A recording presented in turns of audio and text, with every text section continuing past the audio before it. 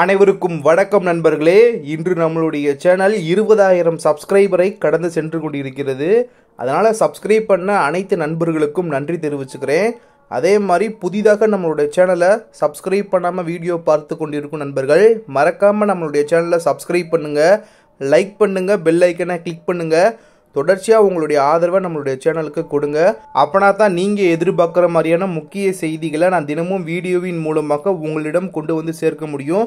So subscribe பண்ணி support பண்ணுங்கள் நண்பர்களே. வாங்க இப்போ நம்ம செய்திகளை பார்க்க ஆரம்பிப்போம். முதல் செய்தியாக, ராஜஸ்தான் மாநிலம் ஜெய்சல்மரில் உள்ள பொக்ரான் துப்பாக்கிச்சூடு எல்லையில் உள்நாட்டிலேயே உருவாக்கப்பட்ட VSHORADS ஏவுகணைகளை இந்தியா வெற்றிகரமாக தற்போதைக்கு சோதனை செஞ்சிருக்கு. இது கவனிக்கக்கூடிய ஒன்று. மிக குறுகிய தூர வான் பாதுகாப்பு அமைப்பின் 3 சோதனைகளை இப்ப ராஜஸ்தானின் பொக்ரான் மலைத்தொடரில் வளர்ச்சி சோதனைகளின் ஒரு பகுதியாக DRDOவால் மேற்கொள்ளப்பட்டுள்ளது. வெற்றிகரமான வளர்ச்சி சோதனைகளில் ஈடுபட்டுள்ள DRDO, இந்திய ராணுவம் மற்றும் தொழில்துறைக்கு நம்மளோட பாதுகாப்புத்துறை அமைச்சர் ராஜ்நாத் சிங் அவர்கள் வாழ்த்துக்கள் தெரிவித்துள்ளார். அதே சமயம் இந்த ஒரு நேரத்தில் நவீன தொழில்நுட்பங்களுடன் கூடிய இந்த புதிய ஏவுகணை வான்வெளி அச்சுறுத்தலுக்கு எதிராக ஆயுதப்படைகளுக்கு மேலும் தொழில்நுட்ப ஊக்கத்தை அளிக்கிறது அப்படின்ற மாதிரி குறிப்பிட்டிருக்காங்க. இப்போ DRDO பொக்ரானில் இருந்து 4வது தலைமுறை தொழில்நுட்ப ரீதியாக மேம்பட்ட மினியேட்டரைஸ் செய்யப்பட்ட ஆயுத அமைப்பு VSHORADS இன் 3 விமான சோதனைகளை வெற்றிகரமாக நடத்தியிருப்பதாக காணப்படுகிறது. நண்பர்களே, ஏவுகணைகள் கடந்த சில ஆண்டுகளாகவே உருவாக்கப்பட்டு வந்துகிட்டு இருக்கு. மேலும் இந்த எதிரி விமானங்கள், ட்ரோன்கள் மற்றும் பிற வான்வெளி இலக்குகளை குறுகிய தூரத்தில் சமாளிக்கும் படைகளின் முக்கியமான தேவையை பூர்த்தி செய்யும் என்று எதிர்பார்க்கப்படுகிறது. முந்தைய காலகட்டங்களில் நம்ம பார்த்தோம்னா வெளிநாடுகளில் இருந்து இந்தியா ஏவுகணைகளை இறக்குமதி செய்யும். அதாவது ரஷ்யா போன்ற நாடுகளிடம் இருந்து ஏவுகணைகளை பெரிய அளவிற்கு வாங்கி வந்ததை நம்ம பார்த்துருப்போம். பட் இப்போதைய சூழ்நிலையில் நம்ம பார்த்தோம்னா பெரிய அளவிற்கு உள்நாட்டு உற்பத்திகளை ஊக்குவிக்கணும். மெயினாக உள்நாட்டு தொழில்நுட்பம் சார்ந்த நம்முடைய படைப்புகளை விரிவுபடுத்த வேண்டும். அவற்றை பெரிய அளவிற்கு நாம் உள்நாட்டிலேயே தயாரித்து அவற்றை நாம் பயன்பாட்டிற்கு கொண்டு வந்து அவற்றை ஏற்றுமதிக்கும் கொண்டு செல்ல வேண்டும் அப்படின்ற ஒரு நடவடிக்கையை நோக்கி கடந்த சில ஆண்டுகளாக இந்தியா நகர்ந்து வருகிறது. அவற்றின் அடிப்படையில் உருவாக்கப்பட்டுள்ள பாதுகாப்பு உபகரணங்கள் தற்போது படைகளில் இணைக்கப்பட்டு வருவதும் அவற்றை ஏற்றுமதி செய்யப்பட்டு வருவதும் தற்போது இந்த நேரத்தில் கவனிக்கக்கூடிய ஒன்று. இதில் இந்த VSHORADS திட்டத்தில் வளர்ச்சி மற்றும் உற்பத்தி பங்குதாரர்கள் 2 தனியார் நிறுவனங்கள் ஆகும். முன்னதாக கடந்த வெள்ளிக்கிழமை அன்று பாதுகாப்புத்துறை அமைச்சர் ராஜ்நாத் சிங் அவர்கள் புதுடெல்லியில் இந்தோ பசிபிக் பிராந்திய உரையாடலில் உரையாற்றும் போது அவர் சர்ச்சைகளுக்கு அமைதியான தீர்வுக்கு இந்தியாவின் ஆதரவை வெளிப்படுத்தியிருக்காரு. அதே சமயம் இந்தோ பசிபிக் நாடுகளில் ஒத்துழைப்பை மேம்படுத்த முயன்றுள்ளார். இந்தோ பசிபிக் பிராந்தியத்தில் உள்ள நாடுகளிடையே ஒத்துழைப்பை மேம்படுத்துவதற்கு இந்தியா தொடர்ந்து பேச்சுவார்த்தை நடத்தி வருகிறது. தொடர்ச்சியாக பல்வேறு முயற்சிகள் மேற்கொண்டு வருகிறது. மேலும் பிராந்திய உரையாடல், ஸ்திரத்தன்மை மற்றும் கூட்டு முயற்சியை வளர்ப்பதில் ஆசியானின் மையத்தன்மைக்கு வலுவான முக்கியத்துவம் அளிக்கிறது அப்படின்ற மாதிரி அவர் கூறியிருக்காரு. முக்கியமாக சர்வதேச கடல்வழி பாதைகளுக்கு பாதுகாப்பு மற்றும் பாதுகாப்பை உறுதி செய்வதில் இந்தியாவின் உறுதிப்பாட்டை நம்மளோட பாதுகாப்புத்துறை அமைச்சர் அடிக்கோடிட்டு காட்டியிருக்காரு. அதே சமயம் கூட்டு பயிற்சிகள் மற்றும் தகவல் பகிர்வு முயற்சிகள் உள்ளிட்ட பிராந்திய பங்காளிகளுடனான ஈடுபாடு கூட்டு கடல்சார் பாதுகாப்பு கட்டமைப்பை வலுப்படுத்துவதை நோக்கமாக கொண்டுள்ளது அப்படின்ற மாதிரி கூறியுள்ளார். நண்பர்களே, இந்திய ஆயுதப்படைகள் குறிப்பாக கடற்படை பிராந்திய நாடுகளுடன் கூட்டுறவு முயற்சிகளில் முன்னிலையில் இருப்பதாகவும் அவர்களின் திறன் மற்றும் திறன்களை வளர்ப்பதில் தொடர்ந்து பணியாற்றி வருவதாகவும் அவர் அடிக்கோடிட்டு காட்டியுள்ளார் அப்படின்ற மாதிரி பாதுகாப்பு அமைச்சகம் சைடிலிருந்து தெரிவிக்கப்பட்டுள்ளது. கடல்சார் ஒத்துழைப்பிற்கான இந்தியாவின் முயற்சி தொடரும். அதே வேளையில அதன் நலன்கள் வேறு எந்த நாடுகளுடனும் முரண்படுறதில்லை. அதே சமயம் வேறு எந்த தேசத்தின் நலன்களும் மற்ற நாடுகளின் நலன்களுடன் முரண்படக்கூடாது. இந்த உணர்வில்தான் நாம் இருக்க வேண்டும், ஒன்றாக வேலை செய்யுங்கள் அப்படின்ற மாதிரி ராஜ்நாத் சிங் அவர்கள் கூறியிருக்காரு. இதே சமயத்துல இந்தோ பசிபிக் மீதான இந்தியாவின் பார்வையை அவர் எடுத்துரைத்திருக்காரு. எப்படின்னா, இந்தோ பசிபிக்கிற்கான இந்தியாவின் பார்வை நிலையான வளர்ச்சிக்கு முன்னுரிமை அளிக்கும். கூட்டாண்மையை வளர்ப்பதில் நாங்கள் நம்புவதால் பாரத பிரதமர் திரு நரேந்திர மோடி அவர்களின் சாகர் யோசனை, அதாவது பிராந்தியத்தில் உள்ள அனைவருக்கும் பாதுகாப்பு மற்றும் வளர்ச்சி அடிப்படையில் அமைந்துள்ளது. பொருளாதார வளர்ச்சி மற்றும் பரஸ்பர பாதுகாப்பு கூட்டு நடவடிக்கை மற்றும் ஒருங்கிணைப்பு மூலம் மட்டுமே உண்மையான முன்னேற்றத்தை அடைய முடியும் என்ற புரிதலின் மூலம் இந்தியா தனது பங்காளிகளுடன் ஈடுபடுவதாக பாதுகாப்புத்துறை அமைச்சர் கூறியுள்ளார்.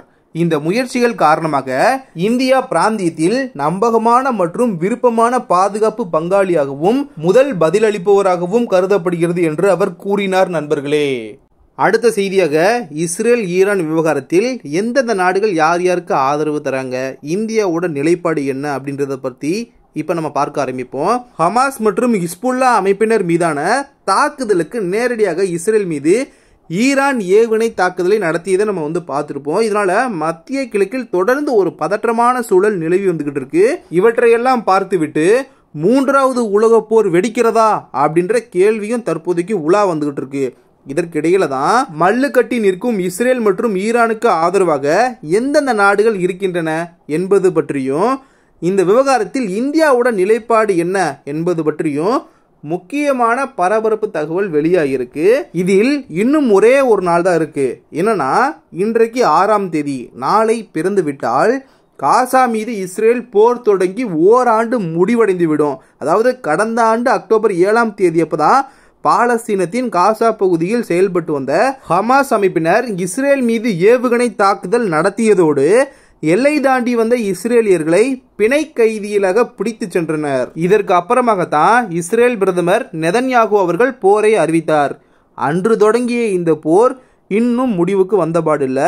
மாறாக இஸ்ரேல் காசா போர் என்பது பிற நாடுகளுடனான மோதலை அதிகரித்து வருகிறது.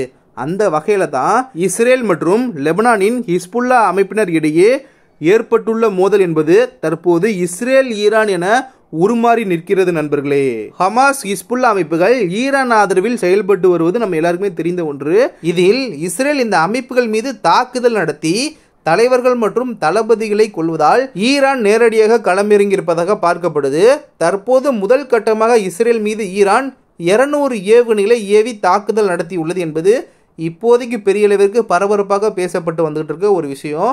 அதே போல் இஸ்ரேல் பிரதமர் நெதன்யாகு அவர்கள் கூட எங்களை தாக்குபவர்களை நாங்களும் திரும்ப தாக்குவோம், இதில் எந்த பாரபட்சமும் பார்க்க மாட்டோம் என கூறியுள்ளார். அதே போல ஈரானுக்கு நிச்சயமாக பதிலடி கொடுப்போம் என்று தெரிவித்துள்ளது பரபரப்பான ஒரு விஷயம். இதனால தான் இஸ்ரேல் எப்ப வேண்டுமானாலும் பதிலடி கொடுக்கலாம் என்பதால் மத்திய கிழக்கில் பதற்றமான சூழல் நிலவி வருகிறது. இந்த நிலையில்தான் தற்போது இஸ்ரேல் ஈரான் மோதலில் எந்தெந்த நாடுகள் யாருக்கு ஆதரவு என்பது பற்றி முக்கிய தகவல் வெளியாகியுள்ளது. அந்த வகையில் அமெரிக்கா, பிரிட்டன், பிரான்ஸ் உள்ளிட்ட நாடுகள் தொடர்ந்து இஸ்ரேலுக்கு ஆதரவாக நிற்கின்றன. இந்த நாடுகள் இஸ்ரேலுக்கு தேவையான நிதியுதவி, ஆயுத உதவிகளையும் வழங்கி வருவதாக கூறப்படுது. மேலும் இஸ்ரேல் மீது ஈரான் தாக்குதல் நடத்தினால் மோசமான விளைவுகளை சந்திக்க நேரிடும் என்று அமெரிக்கா ஏற்கனவே எச்சரித்து இருந்தது. இதன் மூலம் அமெரிக்கா முழுமையாக இஸ்ரேல் பக்கம் நிற்கிறது. அதே போல இந்த விவகாரத்தில் பிரிட்டன், பிரான்ஸ் ஆகிய நாடுகள் வெளிப்படையாக கருத்துக்கள் சொல்லாமல் இருந்தாலும் கூட இஸ்ரேலுக்கு ஆதரவாக நிற்கின்றன. அதே போல் ஈரானுக்கு பல நாடுகளில் செயல்பட்டு வரும் அமைப்புகள் ஆதரவாக உள்ளன. அதன்படி ஈராக்கில் செயல்பட்டு வந்துகிட்டு இருக்க நுஜாபா மஹ்தி இராணுவம், சிரியாவில் செயல்பட்டு வரும் சாயிக்பா, ஃபாதர்ல் இன்டிஃபாதா, லெபனானில் செயல்பட்டு வரும் ஹிஸ்புல்லா, இஸ்லாமிக் ஜிகாதி, பாலஸ்தீனத்தின் காசா மற்றும் மேற்கு கரையில் செயல்பட்டு வரும் ஹமாஸ், இஸ்லாமிக் ஜிகாதி, ஏமனில் இயங்கும் ஹவுதிகள் உள்ளிட்டவை ஈரானுக்கு ஆதரவாக உள்ளன. அதே போல அமெரிக்காவுக்கு எதிரான நிலைப்பாடு கொண்ட சீனா மற்றும் ரஷ்யாவும் ஈரான் பக்கம் தான் நிற்கிறாங்க. அதே போல சவுதி அரேபியா, ஜெர்மனி, ஜோர்டான் உள்ளிட்ட நாடுகளும் வெளிப்படையாக ஆதரவை அறிவிக்காத போதிலும் கூட மோதலை கைவிட வேண்டும், போரை கைவிட வேண்டும் என கூறி வருகின்றன. குறிப்பாக சவுதி அரேபியாவின் நிலைப்பாடு என்பது அனைவருக்கும் ஆச்சரியமளிக்கும் வகையில் உள்ளது. அதாவது காசா மீதான போர் நடவடிக்கை விஷயத்தில் இஸ்ரேலை சவுதி அரேபியா கண்டித்தது. ஜெருசலேமை உள்ளடக்கிய சுதந்திரமான பாலஸ்தீனம் அமைய வேண்டும், இதுவரை இஸ்ரேலுடன் எந்த நேரடி உறவும் கிடையாது என கூறியது. ஆனாலும் கூட லெபனானில் ஹிஸ்புல்லா அமைப்பின் தலைவர் ஹாசன் நஸ்ருல்லாவை இஸ்ரேல் கொன்றதை கண்டிக்கவில்லை. அவரது பெயரை கூறாமல் வெறுமனே அந்த லெபனானில் நிலவும் நிலைமை கவலை அளிப்பதாக மட்டுமே கூறியது. அதேபோல் இஸ்ரேல் மீதான தாக்குதலிலும் ஈரானுக்கு சவுதி ஆதரிக்கவில்லை. அதேபோல் இஸ்ரேல் மீதான ஈரான் தாக்குதலுக்கு பிறகு கத்தார் தலைநகர் தோஹாவில் சவுதி அரேபியா, கத்தார், ஐக்கிய அரபு அமீரகம், பக்ரைன், குவைத் உள்ளிட்ட வளைகுடா நாடுகளின் அமைச்சர்கள் முக்கிய ஆலோசனையை மேற்கொண்டனர். இதில் ஈரான் நாட்டு அமைச்சர்களும் பங்கேற்றிருக்காங்க. இந்த வேளையில தான் இஸ்ரேல் ஈரான் இடையேயான மோதலில் நடுநிலை வகிக்கப் போவதாக சவுதி அரேபியா, கத்தார், ஐக்கிய அரபு எமிரேட்ஸ், பக்ரைன், குவைத் சார்பில் ஈரானிடம் தெரிவித்துள்ளனர். இதன் மூலம் இந்த நாடுகள் நடுநிலையில் உள்ளனர். மேலும் இந்தியாவை பொறுத்தமாட்டில் பாலஸ்தீனத்தை 1988 தனி நாடாக அங்கீகரித்த நாடுகளில் இந்தியாவும் ஒன்று நண்பர்களே. ஆனாலும் கூட தற்போது இந்தியா தனது நிலைப்பாட்டை மாற்றியுள்ளது. கடந்த ஆண்டு இஸ்ரேல் மீது காசாவின் ஹமாஸ் அமைப்பினர் தாக்குதல் நடத்தினர். இதற்கு பாரத பிரதமர் திரு நரேந்திர மோடி அவர்கள் கண்டனம் தெரிவித்து இஸ்ரேல் பக்கம் நின்றார். மேலும் ஐக்கிய நாடுகள் பொதுச்சபையில் சமீபத்தில் இஸ்ரேலுக்கு எதிராக ஒரு தீர்மானம் கொண்டு வரப்பட்டிருக்கு. அந்த தீர்மானம் என்பது ஓராண்டுக்குள் பாலஸ்தீனத்தின் காசா மற்றும் மேற்கு கரையில் இருந்து இஸ்ரேல் தனது ஆக்கிரமிப்புகளை அகற்ற வேண்டும் அப்படின்றதை வலியுறுத்தியது. இந்த தீர்மானத்தில் இந்தியா ஓட்டளிக்கவில்லை. இதனால இந்தியா இஸ்ரேல் பக்கம் நிற்பதாக சொல்லப்படுகிறது. இதற்கு முக்கிய காரணம் தீவிரவாத அமைப்புகளுக்கு எதிரான நிலைப்பாட்டில் இந்தியா தொடர்ந்து நிற்பது முக்கிய காரணம் என்று சொல்லப்படுகிறது நண்பர்களே. அவ்வளவுதான் நண்பர்களே, இன்றைய செய்தி நிறைவடைந்தது. இன்றைய வீடியோவின் நிறைவு பகுதியில் நம்ம இருக்கோம். இந்த வீடியோ உங்களுக்கு ரொம்ப இன்ஃபர்மேட்டிவாக இருந்தால் மறக்காம நம்மளுடைய சேனலை சப்ஸ்கிரைப் பண்ணுங்க, லைக் பண்ணுங்க, பெல் ஐக்கனை கிளிக் பண்ணுங்க. தொடர்ச்சியாக நம்மளுடைய சேனலுக்கு உங்களுடைய ஆதரவை தெரிவிங்க. அப்பனா தான் உலகின் முக்கிய செய்திகளை தினமும் வீடியோவின் மூலமாக நான் உங்களிடம் கொண்டு வந்து சேர்க்க முடியும். ஸோ அதனால் மறக்காமல் நம்மளுடைய சேனலை சப்ஸ்கிரைப் பண்ணி சப்போர்ட் பண்ணுங்க நண்பர்களே. இந்த வீடியோ உங்களுக்கு ரொம்ப இன்ஃபர்மேட்டிவாக இருந்தால் உங்களுடைய நண்பர்களுக்கும் ஷேர் பண்ணுங்க, அவங்களும் பார்த்து தெரிஞ்சுக்கிட்டும். நாளைக்கு இன்னொரு புது வீடியோவில் நான் உங்ககிட்ட வந்து பேசுகிறேன். நன்றி நண்பர்களே. ஜெய் ஹிந்த்.